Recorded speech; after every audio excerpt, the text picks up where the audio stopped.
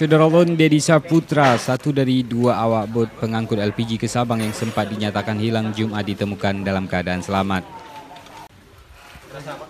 Nasib yang sama juga dialami rekannya Muhammad Ali yang ditemukan di bibir pantai Syah Kuala, Banda Aceh.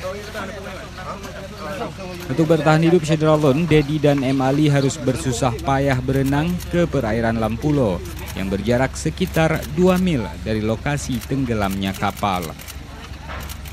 Saat ditemukan, kondisi keduanya dalam keadaan lemas. Jam sekitar jam 8, mereka kewalahan dengan ombak besar dan mencoba untuk balik.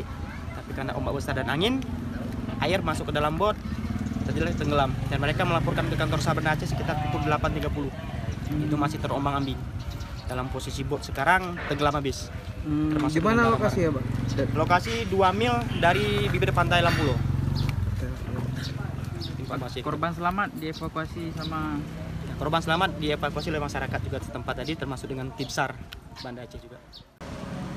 Sebelumnya diperoleh informasi Syederolon bahwa kapal yang mereka tumpangi terjebak ombak besar dan tenggelam. Upaya pencarian pun sempat dilakukan oleh tim SAR gabungan.